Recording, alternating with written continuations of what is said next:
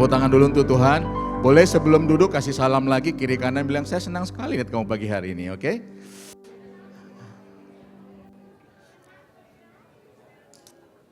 Terima kasih.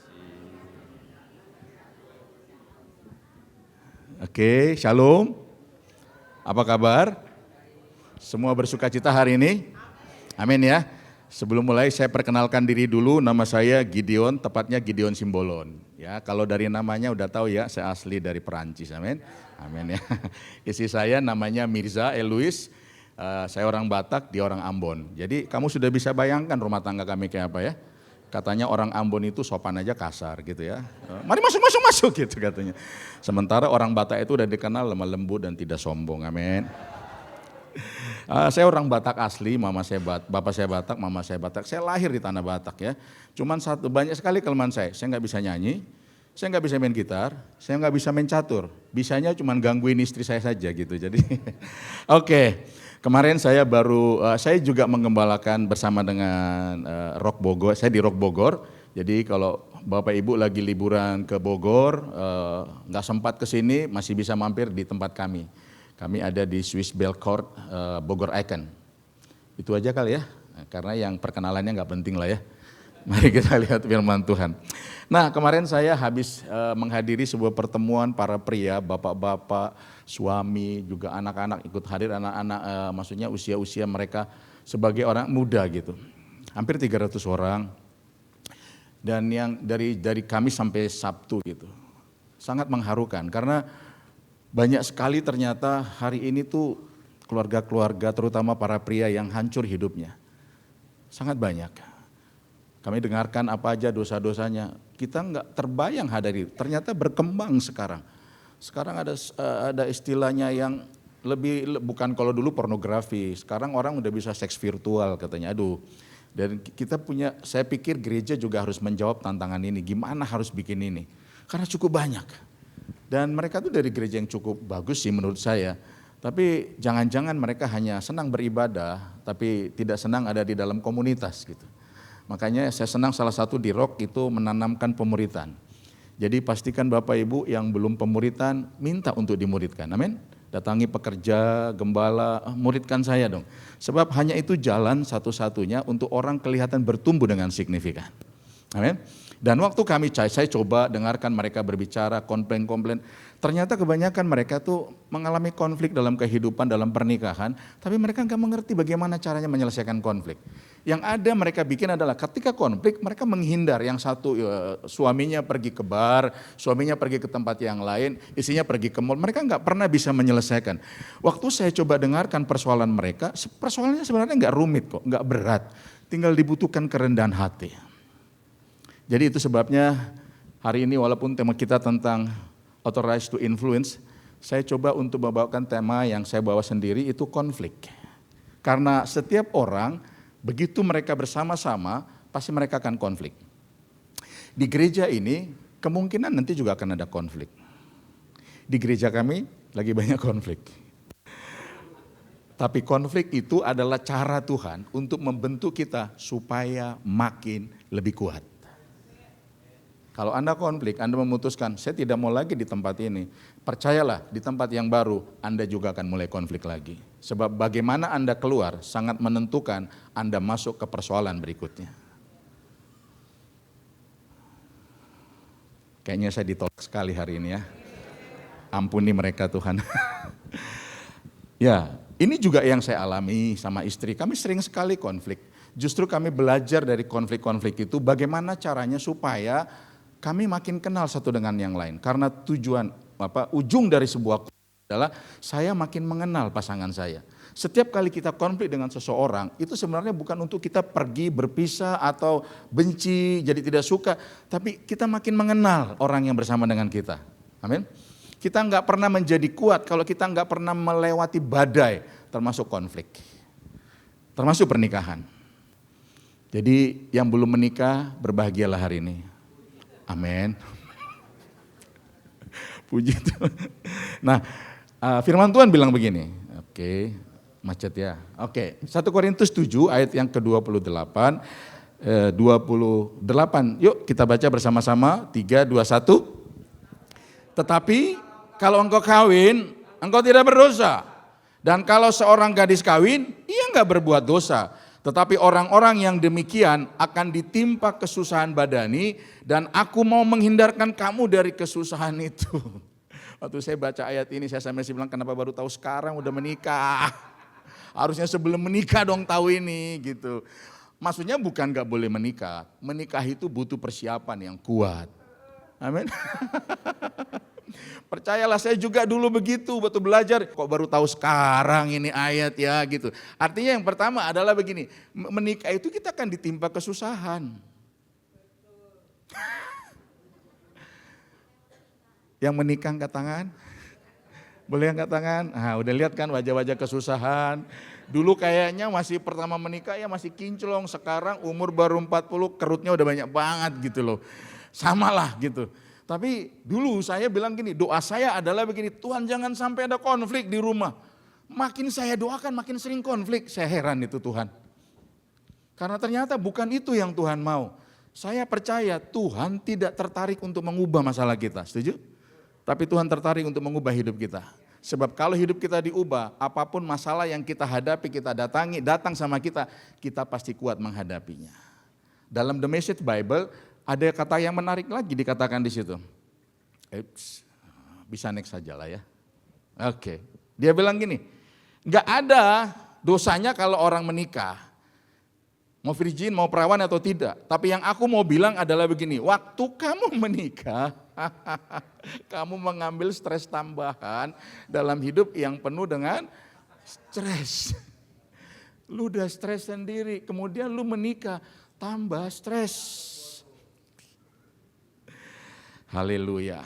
Hari ini saya bersyukur sekali, berterima kasih, bangga sekali yang hari ini belum menikah loh. Karena dia belum mendapat stres tambahan. saya mau bilang jadi nggak enak gitu ya. Aduh. Tapi saya tetap percaya nubuatan itu. Akan datang satu orang buatmu untuk menambahi stresmu. Amin. Terima. Ya, kami menanti-nantikan nubuat itu terjadi. Bukan hanya dia, bukan GRC. Bogor menanti-nantikan itu, istri saya apalagi menanti-nantikan itu. Artinya yang kedua adalah gini, menikah itu bikin stres tambahan. Hidup udah banyak stres. Makanya menikah itu buat orang dewasa. Anak-anak nggak boleh menikah. Ya stres dikit, tinggalin. Nah itu nggak boleh menikah, jangan dong. Makanya BPN itu penting. Amin. Amin. Yang sudah menikah senyum dong sama saya. Kayaknya jadi nggak mau senyum lagi sama saya. Nggak apa-apa. Buat saya sederhana, cara kita untuk sembuh adalah begini, sadari dulu bahwa kita tuh punya masalah. Tahu penyakit yang paling berbahaya bukan kanker stadium 5. Penyakit yang berbahaya adalah gini, dia sakit tapi dia tidak sadar dia sakit. Nggak apa-apa, saya juga dulu kalau mau lihat hidup saya ini hampir nggak jadi manusia loh. Karena Tuhan saya jadi manusia hari ini, betul. Hidup saya, masa lalu saya, keluarga saya minta ampun. Dalam perjalanan saya sebagai pelayan Tuhan, saya itu sangat bermasalah dengan otoritas. Otoritas menindas, menyakiti saja kerjanya. Sampai saya bilang, enggak ada Tuhan otoritas yang baik gitu. Itu sebabnya saya mensubmitkan diri saya untuk menjadi anak rohani. Di situ saya latih diri saya untuk menghormati otoritas di atas saya. Sebab kalau saya enggak benar dalam otoritas, pasti kekacauan akan terjadi dalam hidup saya. Saya percaya jangan angkat orang yang punya masalah dengan otoritas. Pasti akan melukai orang lain. Amin. Makanya suami, hati-hati juga dengan istri ya. Suamimu tuh suka nggak suka, itu otoritasmu. Amin. Coba istri bilang sama suamimu, walaupun wajahmu nggak meyakinkan saya, kamu tuh otoritas saya. Amin. Loh iya.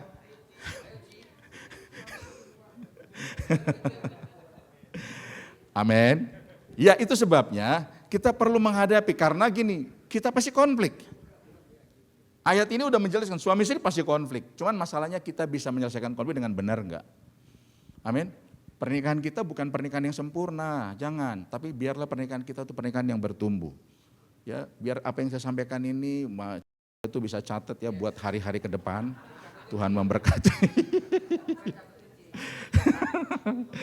Jadi Mari kita lihat how to deal with conflict. Gimana caranya supaya kita tuh menyenangi konflik. Makanya buat saya konflik itu jangan ditengking-tengking lah. Hadapi, pelajari, cari hikmat dari situ. Amin. Saya juga sering konflik. Satu kali nih, konflik terbesar adalah gini, saya general check up. Itu jemaat saya bilang, general check up lah supaya ketahuan Bapak itu sehat apa enggak gitu. Saya dibayarin. Saya general check up, kami bertiga, mungkin Bu Nancy tahu, saya, Valen, Riko. Kalau dari penampakan yang sakit kan harusnya saya, Bu. Tapi hasil general check up yang sehat justru saya. Kok nggak ada yang suka kayaknya saya sehat ya. Jantung saya sehat, sementara yang dokter sendiri ada flek di jantungnya. Sebagai data yang bagus dan bisa dipercaya, saya bangga dong pulang. Wah, saya senang. Istri saya lagi di rumah, saya bilang, sayang, hasil general check up tahu nggak? Kolesterol saya bagus, asam urat saya bagus, darah saya bagus, jantung saya sehat. Tahu apa jawabnya? Yang bikin jantungmu sehat itu aku, katanya. Kalau kamu nggak punya istri kayak saya yang bikin jantungmu tiap hari olahraga, kamu udah sakit jantung, katanya. Saya tadinya sih maksudnya lu nggak senang ya sama data saya gitu ya. Sudah saya bawa hasilnya, tapi semua bisa jadi konflik. Amin. Kita mau ke gereja kita bisa konflik. Nunggu pasangan kita belum siap-siap, kita udah siap. Udah konflik. Dia yang bilang nanti kita berangkat jam 8 ya gitu. Anda udah siap jam 7, dia baru mandi jam 8. Aduh. Saya pelayanan di Jakarta, habis itu istri saya pelayanan di JGC. Saya udah bilang, udah saya jemput saja kamu, nanti kita berangkat bareng-bareng. Dia bilang gak usah lah, nanti kamu terlalu capek. Kamu di rumah anak kita aja yang di Cempaka Mas. Jadi nanti aku naik Grab ke sana atau diantarin ke sana, kan luhur kan. Udah pasti gak terlambat lah itu. Saya selesai pelayanan jam 1, dia datang jam 1, pelayanan jam 5. Tahu apa yang terjadi? Telat juga. Tadinya saya pikir dia akan pikirkan saya, kamu capek. Saya bilang kayaknya kamu mikirin diri kamu deh. Bukan mikirkan saya. Itu tadi bilang nanti ya selesai pelayanan nih saya akan tabrak dia, saya akan tegur dia dengan keras. Tapi waktu dia selesai pelayanan tiba-tiba Roh Kudus ingatin, bukankah kamu pria yang melayani? Kenapa datang itu lagi ya? Kenapa enggak tengking dia dalam nama Tuhan Yesus seperti kata Pak Arifin, mungkin bisa saya bikin gitu. Tapi dia bilang, kan kamu melayani. Ya sudah. Tapi tetap diomongin enggak? Diomongin. Sayang lain kali kalau memang kita ibadah jangan terlambat dong gitu. Istri saya tuh senang ditunggu. Enggak tahu ya, orang merah, orang dominan itu senangnya ditunggu. Dia enggak senang menunggu. Nah, apa yang kita harus lakukan? Yang pertama, mari kita lihat. 1 Yohanes 1 ayat 7, yuk kita baca dengan suara keras 3, 2, 1. Tetapi jika kita hidup dalam terang, sama seperti dia ada dalam terang, maka kita beroleh persekutuan seorang yang lain, dan darah Yesus anaknya itu menyucikan kita daripada segala dosa. Yang pertama yang harus kita lakukan adalah gini, miliki sikap hati yang terbuka. Konflik pasti terjadi. Kalau konflik, belajarlah untuk terbuka dengan rendah hati. Makanya kata untuk punya saling terbuka itu ada kata yang harus kita pakai, saling. Enggak boleh yang satu saja tapi bersama-sama. Amin. Karena banyak sekali konflik makin besar, tadinya sih kecil, dibiarkan, kecil dibiarkan. Satu titik sudah besar, enggak ada lagi yang punya bisa menolongnya karena udah terlalu besar.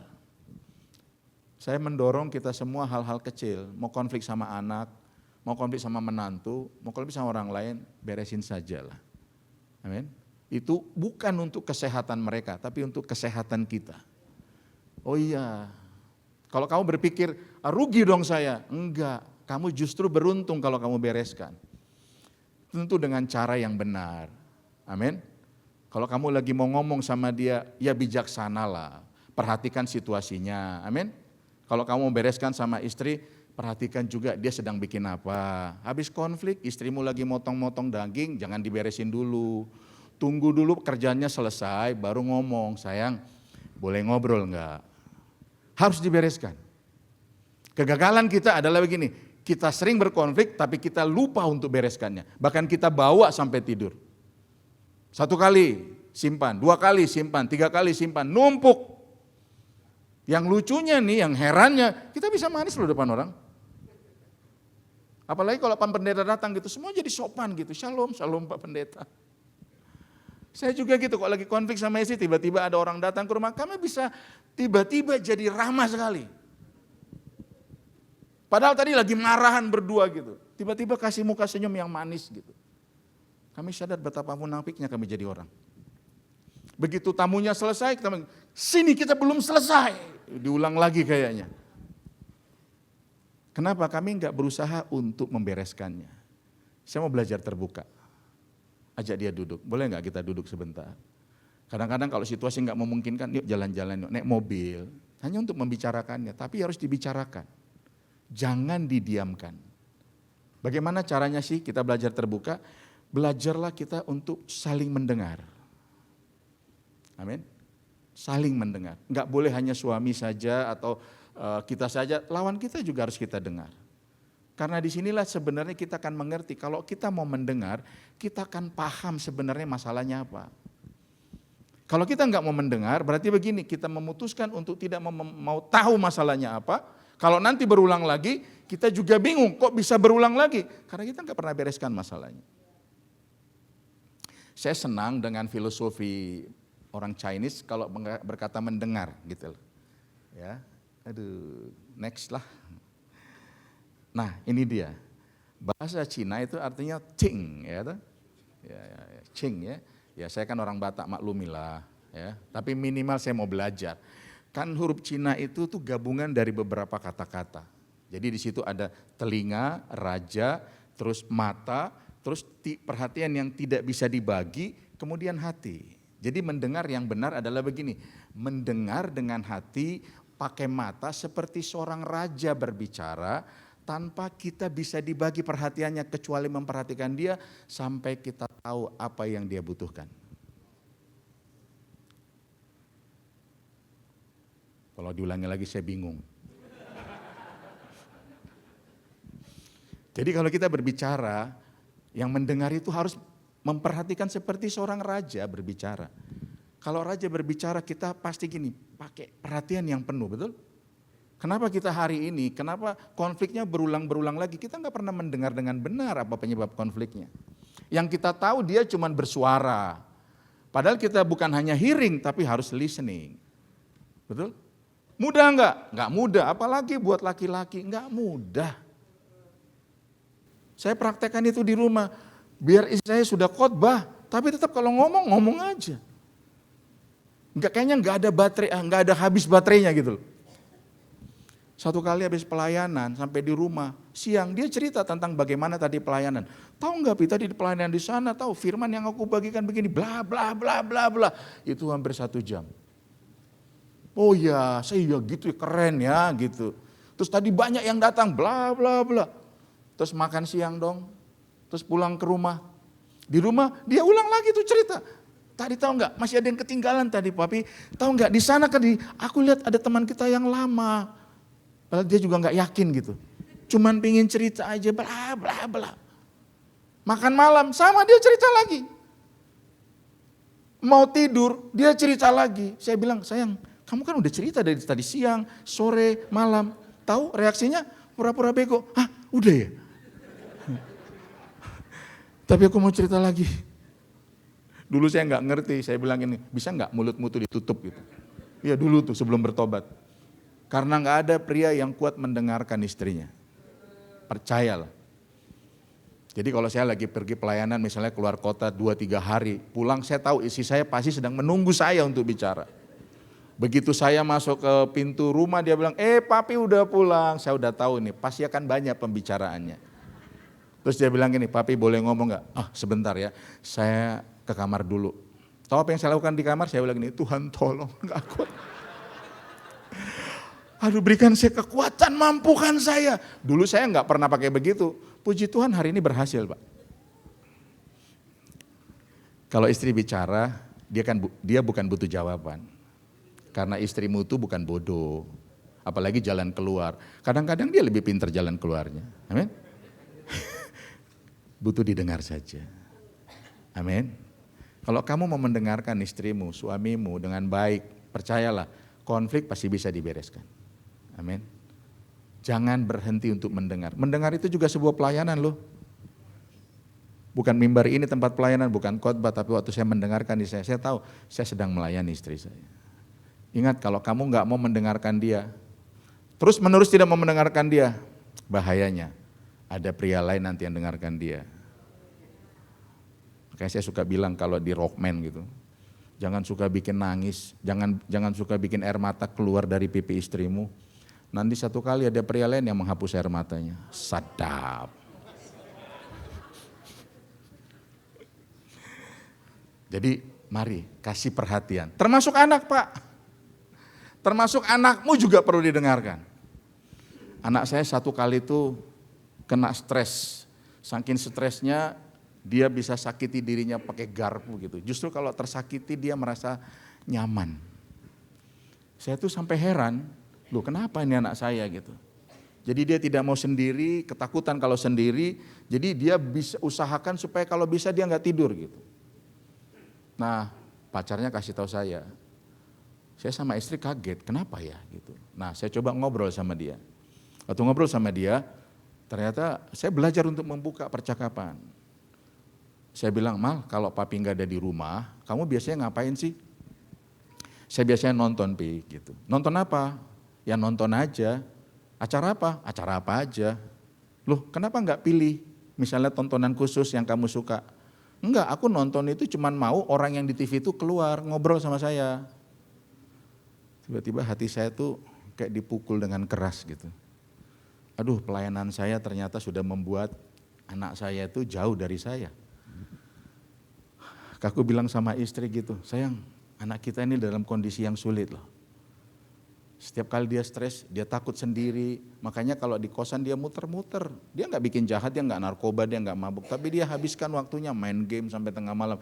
Dia bukan suka game, dia cuma tidak mau sendiri gitu. Dan saya sama istri rendah hati untuk bilang gini, maafin papi ya nak. Kalau papi pikir selama ini karena pelayanan kamu oke saja tapi ternyata enggak oke, maafkan papi. Ya sudah, habis itu saya harus bayar itu, saya harus tebus itu. Dia di Karawaci, saya di Bogor, setiap hari Jumat saya jemput dia, itu bolak-balik. Capek iya, tapi saya enggak mau kehilangan anak saya yang kedua kali gitu. Saya temani dia, sekedar untuk tanya, saya kasih pertanyaan, apa nak mimpi kamu, dia cerita segala, saya cuma dengarkan saja, tanpa dinasihati, tanpa diguruin gitu. Nah hari ini dia sembuh. Kadang-kadang Pak didengarkan bisa bikin sembuh loh. Dia, bapak saya dulu nggak pernah dengarkan saya, nggak pernah dengarkan saya. Yang ada perintah. Ada survei yang bilang begini, kalau kamu nggak mendengarkan anakmu umur 1 sampai nanti 12 tahun, maka umur nanti dia 17 sampai 21 tahun, dia juga nggak mau dengarkan kita. Nanti umur dia 22 sampai 25 tahun, dia udah tinggalkan kita. Kenapa? Mungkin karena ada kerja, dia nggak mau ngobrol sama kita. Jadi kalau hari ini saya mau dorong bapak-bapak ngobrol sama anak, ngobrol sama istri, suami. Amin. Ya ngobrol apa? Gak apa-apa, gak penting-penting lah. Gak usah yang penting-penting. Ada suami bilang gini, malas Pak ngomong sama istri, kenapa? Yang diomongin tuh gak penting-penting. Kalau mau yang penting-penting jangan sama istri, di kelurahan. Sama istri itu yang penting-penting, ngomongin orang. Karena istri saya suka ngomongin apa aja, tapi bukan untuk gosip sama saya gitu. Kadang-kadang kami duduk di Indomaret, dia minum es krim, makan es krim sambil komentari orang-orang. Papi lihat deh, itu pasti lagi berantem. Kenapa? Lihat aja, suaminya di depan, istri di belakang. Gak apa-apa, itu percakapan berdua, bukan kenal juga enggak gitu. Tapi itu menyenangkan untuk dilakukan sebagai suami dan istri. Amin. Mari terbuka, belajar untuk saling mendengar. Walaupun suami nggak senang bicara, tapi dia juga butuh didengar. Amin. Oke. Yang kedua, Filipi 2:3-4, dengan tidak mencari kepentingan sendiri atau puji-pujian yang sia-sia, sebaliknya hendaklah dengan rendah hati yang satu Yang seorang menganggap yang lain lebih utama daripada dirinya sendiri. Dan janganlah tiap-tiap orang hanya memperhatikan kepentingannya sendiri, tetapi kepentingan orang lain juga. Miliki juga hati, sikap yang saling menghargai. Amin. Jadi kalau dia bicara, hargai juga. Mungkin dia komplain, ini salah kamu ini, kamu yang bikin begini. Hargai pendapatnya dulu. Jangan langsung dibilang, enggak kamu yang salah, enggak usah. Coba hargai, mungkin enggak sesuai sama pikiran kita. Mungkin enggak sesuai sama kemauan kita bahkan. Tapi mau hargain enggak? Hargai dia. Sebab segala sesuatu yang dihargai akan jadi bernilai tinggi. Tapi segala sesuatu yang direndahkan jadi tidak bernilai. Kamu enggak hargai pendapat istrimu, maka kamu bikin dia tidak bernilai. Amin. Apa sih tahu apa sih kamu? Kamu sekolah aja enggak lulus, cuman tamat SMA. Saya udah 1 S2 S3 gitu. Kamu rendahkan dia, kamu yang rugi. Amin. Orang tua juga hargai. Waktu anak lagi bicara, dia bilang, "Pak, menurut saya papa salah loh." Wah, jangan marah gitu. Papa itu enggak salah loh. Papa ini udah lebih tua dari kamu. Udah banyak makan asam garam tahu. Saya heran tuh bapak-bapak bangga makan asam garam. Darah tinggi. Bukankah harusnya orang tua itu jadi tempat wisdom buat anak-anak, betul ya? Tempat untuk menemukan nasihat-nasihat gitu. Bukannya jadi merasa kita lebih hebat dari yang lain. Hargai. Mungkin pendapatnya enggak masuk akal. Mungkin juga menyakitkan, betul? Karena memang kita salah. Hargailah. Oh gitu ya. Ya sudah, kalau memang begitu, maafkan saya. Kan selesai tak? Kita enggak waktu dikasih tahu kesalahannya apa? Kita kasih pembenaran-pembenaran. Enggak gitu ceritanya, kamu enggak tahu. Persoalannya konflik itu harus kita saling mengenal. Saya kenal istri saya itu terbanyak lewat konflik. Saya tahu kapan dia lagi enggak suka dengan orang, saya tahu. Saya tahu kapan saya harus selamatkan dia di tengah-tengah kerumunan orang yang dia enggak bisa lari, saya tahu. Enggak semua orang tahu, tapi saya tahu. Ada bahasa-bahasa yang dia tunjukkan sama saya. Ada gerak-gerak tubuh yang dia tunjukkan sama saya. Wah, istri saya ini udah terancam nih. Misal, kalau di kerumunan itu dia sedang ngomongin orang dan dia tidak bisa keluar dari sana. Biasanya saya akan tolong dia dengan bilang begini, sayang saya perlu bicara sama kamu. Gitu. Nah, itu salah satu cara menolong. Dulu saya nggak ngerti, dia udah kasih kode, apa? Pulang kami berantem, lu ya nggak ada pekanya sama perempuan. Malah saya dimarahin. Dia yang masalah saya dimarahin. Harusnya lu lihat dong muka gue udah berubah, kok lu nggak tahu? Dari jauh nggak kelihatan lu berubah, saya bilang. Memang lu nggak ada peka, persis lu kayak kebo. Kulitnya tebal. Itu pelajaran, oh ternyata besok-besok saya harus belajar. Oke, dia sudah mulai gak nyaman, kadang-kadang saya tarik dia gitu. Sayang bisa sebentar gitu, ada yang saya mau bicarain, itu menyelamatkan dia. Habis bilang thank you ya, thank you ya, thank you. Karena tidak semua pembicaraan itu mengenakan, betul? Apalagi yang gosip, itu saya gak suka sekali dengan yang menggosip-menggosip. Ya. Apalagi yang kita harus lakukan, supaya kita bisa menang dengan konflik dengan benar. Next lah ya, bisa ya, thank you. Matius 7, 1-2. Jangan kamu menghakimi supaya kamu tidak dihakimi, karena dengan penghakiman yang kamu pakai untuk menghakimi, kamu akan dihakimi dan ukuran yang kamu pakai untuk mengukur akan diukurkan kepadamu. Waktu kita konflik, yang perlu kita bangun, jangan menyerang pribadinya. Bisa next ya. Jangan menyerang pribadinya. Tindakannya boleh salah, perbuatannya boleh salah, jangan serang pribadinya. Seringkali kita menyerang sampai orang-orangnya, betul? Bukan cuma orangnya, kita bawa engkongnya juga kita bawa. Emang lu mirip kayak engkong lu gitu. Padahal enggak ada, engkongnya juga enggak tahu, betul? Tapi lihat ya, saya harus belajar menghargai pribadinya. Oke, saya tidak suka apa yang dia bikin, betul ya? Nah, kalau marah-marah enggak apa-apa. Jangan marah ditahan-tahan, bapak-bapak. Nanti stroke. Saya kalau marah-marah, marah itu kan cuma nada kita yang tinggi, betul?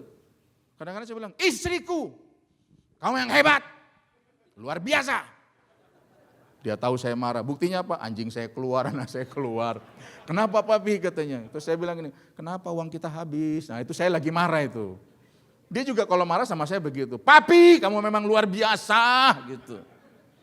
Pakai Tuhan gembala bagus, hebat. Kenapa pakaian kotor ada di rice cooker? Saya suka gitu. Saya tuh entah kenapa pakaian saya tuh suka di mana-mana gitu. Rasanya udah di keranjang ya, kok ada di rice cooker gitu. Aduh. Kadang-kadang pernah di televisi, aduh gitu. Sampai satu kali pernah itu pakaian dalam saya taruh di atas kukur supaya cepat kering. Entah kenapa nggak punya contoh yang baik Bu dari kecil. Saya lihat bapak saya nggak pernah kasih contoh yang baik. Jadi asal-asal aja gitu, handuk masih basah taruh di tempat tidur.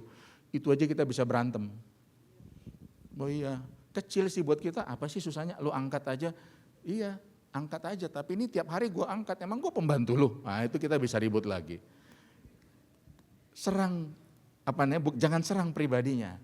Betul kelalaiannya, kayak istri saya tuh kurang terampil ngatur uang. Kok kayak Bu Nancy kan pinter banget. Kalau istri saya tuh kurang. Dulu berapa aja dikasih habis. Kalau ditanya, uang kita tinggal berapa? Habis. Kok habis? Ya habis lah. Lu kan gak pernah mikirin, kita beli ini, beli itu, lu gak kepikirin. Habis. Saya juga bingung, habis. Nasihatin. Lain kali kalau kamu pakai uang cobalah dicatat. Ya sudah, kasih lagi kepercayaan. Siapa yang kasih kepercayaan kalau bukan suaminya? Kasih. Sebagai bukti mengasihi. Ada risiko enggak habis lagi? Ada dong. Tapi saya pikir orang yang tepat untuk kasih kepercayaan untuk belajar harus suaminya. Wah bulan itu dia catat, akhir bulan dia bilang, papi aku udah catat, wis keren, sisa berapa? Habis juga. Namanya belajar, tapi sekarang Pak saya lihat jauh lebih baik. Wah dulu dicatat di handphone, di segala macam, ternyata gini dia juga sadar, papi kayaknya aku nggak bisa ya ngatur uangnya, ya udah deh kamu yang ngatur, ya sudah. Nggak harus merasa tersinggung, merasa rendah, kamu tuh nggak percaya, saya nggak usah juga, biasa aja bos gitu saya bilang. Kalau kamu emang nggak bisa, saya juga kalau nggak bisa, saya minta tolong kamu. Saya ini orangnya takut itu berhadapan dengan orang, kalau saya tuh berani. Kalau saya lagi mau tegur orang kadang-kadangnya dulu ini nanti kalau gue tegur berantem deh ini katanya, ini cari ribut deh gini. Kalau saya tanya sama saya, gimana sayang, mau tolongin saya nggak, ngapain? Kamu yang tegur dia lah, kamu lah yang ngurusi dia beres dalam 5 menit. Kamu tuh punya masalah, sekarang masalahnya mau diberesin enggak? Kalau enggak mau diberesin ya sudah, pilih aja mau apa. Selesai masalahnya. Sementara saya pembukaan dulu, pakai firman dulu. Enggak selesai-selesai masalahnya.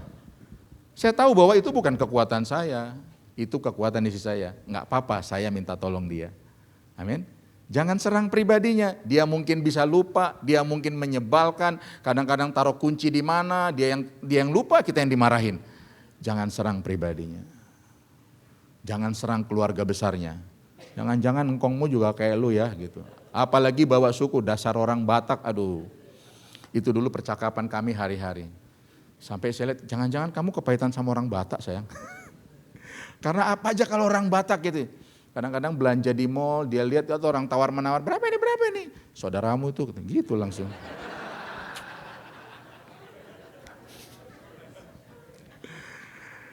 Aduh. Apalagi yang kita harus bikin supaya konflik kita hadapi dengan benar. Kolose 3 ayat yang ke-13, saya next. Oke. Sabarlah kamu seorang terhadap yang lain. Katakan sabar. Sabar. Long suffering. Amin. Itu sabar itu bahasa lainnya long suffering, menderita yang panjang. Amin. Lama. Saking lamanya, lama.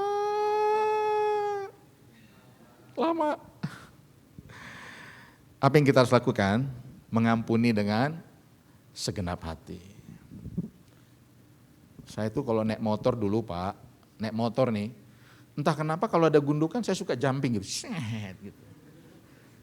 Dan di saya kadang-kadang, itu kalau dulu ada model CCTV pasti keren tuh, viral tuh. Bayangin aja istri saya gelagapan mau jatuh. Gitu.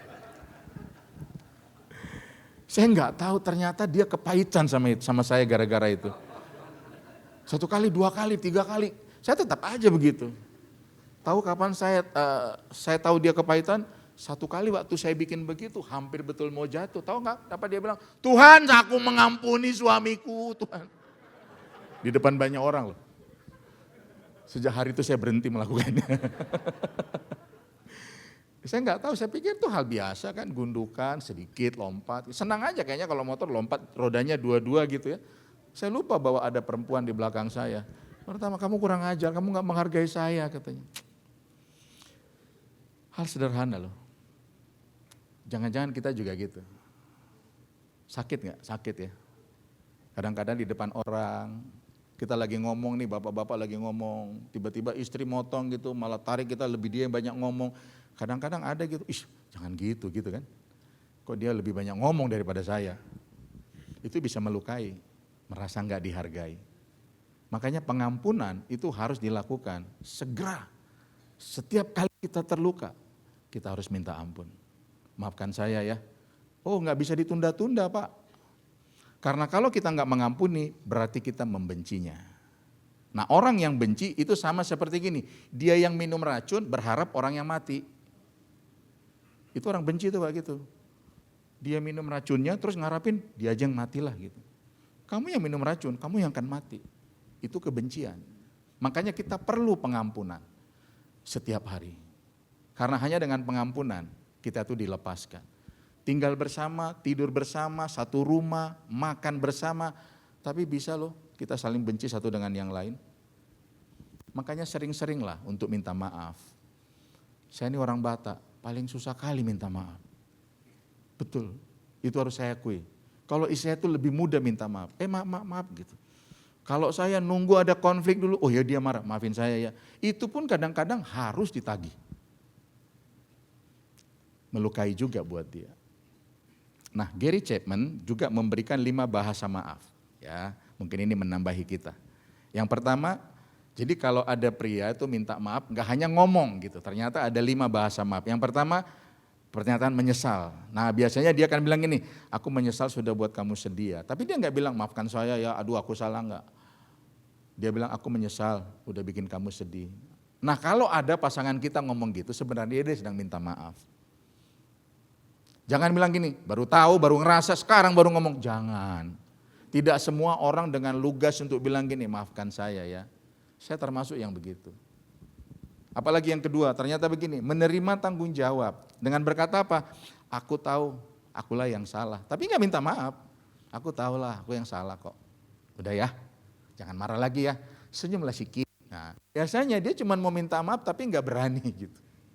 Ada lagi yang ketiga dikatakan gini, membuat restitusi. Artinya dia memberi hadiah, merayu, melakukan kebaikan dengan bahasa cinta. Sementara istri kalau suami begini bilang apa? Sekarang deh rayu-rayu deh, habis nyakitin. Ada maunya. Enggak, dia lagi mau minta maaf, cuman nggak tahu caranya. Jangan dihakimi, jangan diserang balik, betul? Jangan bilang gini, lu ya habis nyakitin dengan enaknya aja saya makan, kasih saya hadiah. Lu tahu nggak sakitnya itu di sini? Tahu nggak? Nggak usah dibahas itu. Itulah caranya dia minta maaf. Amin. Ada suami-suami daripada minta maaf, dia lebih baik belikan jam yang mahal, tas yang mahal.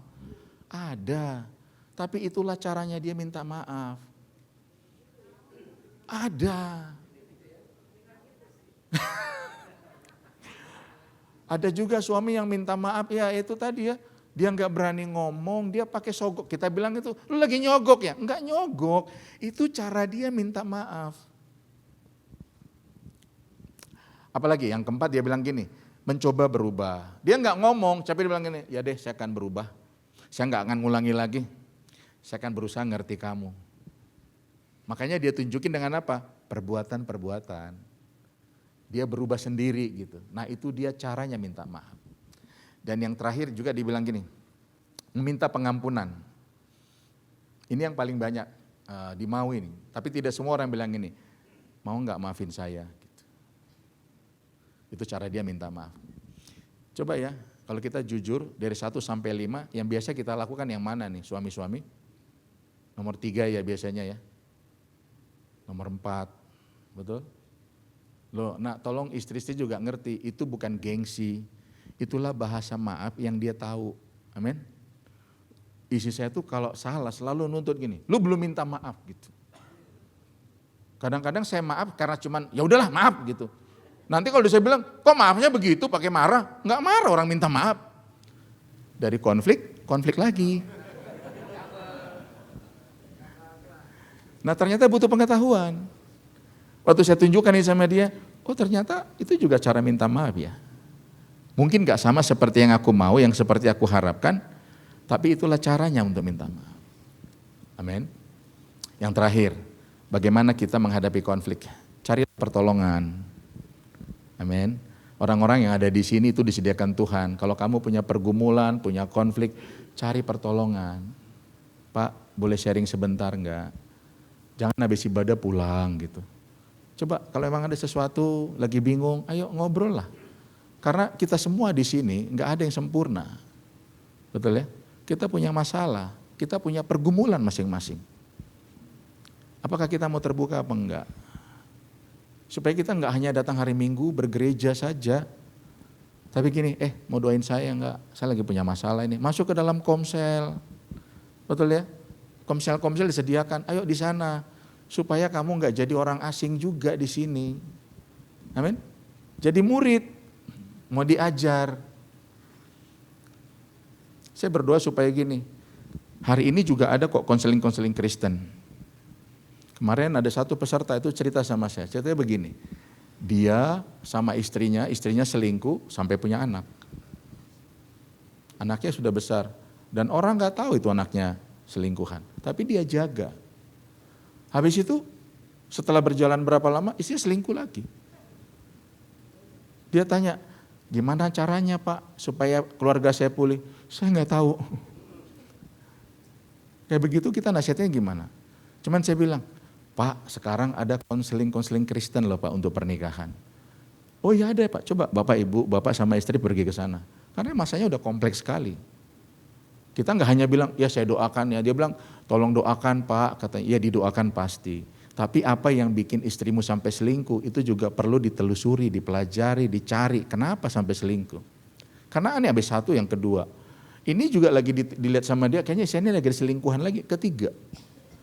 Saya juga heran ada hobi selingkuh gitu. Ada orang hobi main golf, dia selingkuh. Bikin anak lagi. Jadi waktu dia sama saya melihat betapa banyaknya orang butuh pertolongan.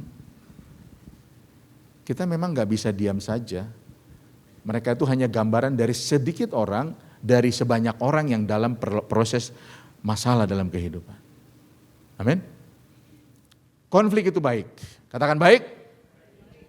Karena akan membentuk kita jauh lebih mengerti tentang apa saja dalam kehidupan. Betul ya? Jangan lari dari konflik. Jangan lari dari masalah. Ingat, Tuhan tidak terlalu tertarik untuk mengubah masalah kita, tidak tertarik untuk mengubah pergumulan kita, dia tertarik untuk mengubah kita. Gereja datang untuk memperlengkapi kita, supaya kita, ini dia bahasanya, kita mastery menghadapi masalah. Kita jadi orang-orang yang ahli menghadapi masalah. Saya hari ini berdiri Pak, karena hidup saya dulu penuh masalah. Hari ini kalau bisa saya lihat gitu, saya kenyang sama masalah. Dan saya berdoa, supaya apapun yang terjadi hari ini, belajarlah untuk melakukan kalau ada konflik, miliki sikap hati yang terbuka. Amin. Yang kedua, untuk belajar, terbuka untuk mendengar, hargai, saling menghargai. Kemudian jangan menyerang pribadinya. Kalau konflik jangan menyerang pribadi. Betul ya? Dan yang terakhir begitu, carilah pertolongan, belajar mengampuni dengan sepenuh hati. Oh tapi dia besok bikin lagi, ampuni lagi. Besok bikin lagi, ampuni lagi. Sampai kapan? Sampai pengampunan itu jadi gaya hidup kita. Amin. Orang yang suka mengampuni, orang itu pasti gak gampang terluka. Tapi orang yang membenci pasti mudah terluka. Sebab orang yang benci, orang yang terluka pasti kecenderungannya melukai orang lain. Tuhan memberkati kita semua.